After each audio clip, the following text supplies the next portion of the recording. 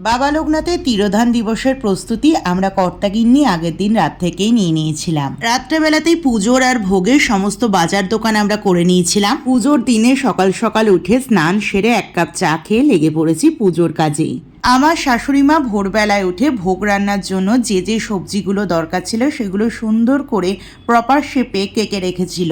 যদিও আমি অতটা সকালে উঠতে পারিনি, ওই 7টা নাগাদ ঘুম থেকে উঠেছি, তখন আমাদের গোপাল সোনা ঘুমাচ্ছে।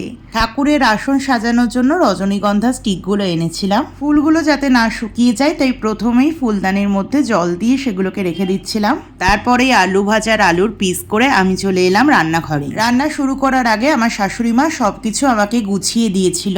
এবার ভোগের রান্নার সম্পূর্ণ দায়িত্বটা আমার উপর।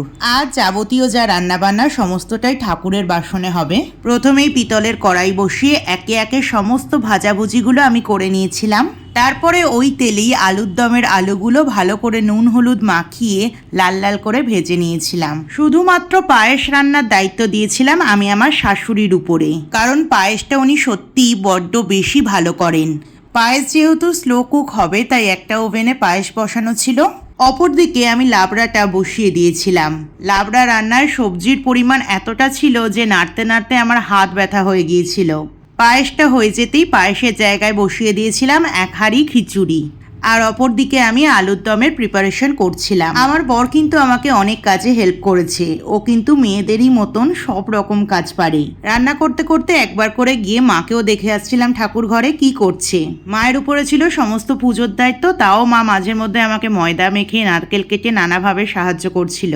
সব শেষে করেছিলাম সুজি আর নারকেল নাড়ু। এর আগে আমি অনেক জনের রান্না বান্না করেছি, কিন্তু এই প্রথমবার আমি ভোগের রান্না করলাম, জানি না কি হবে। পুজোর কাজকর্ম শেষ করে সবশেষে আমার বর কড়াঠরা মেজে এবার লুচি ভাজবে। আমায় বলেছিল লেচিগুলো একটু বেলে দে, কিন্তু আমি বেললে ঠিকঠাক গোল হয় না, তাই বলেছিলাম তুমিই সবটা করো। নারকেল নাড়ুর পুরটা ঠান্ডা হতে নাড়ুগুলো কিন্তু ওই পাকিয়েছে। বাকি সবকিছু কেমন কি হলো সেটা নিয়ে নেক্সট ব্লগে আসছি, সাথে থাকো।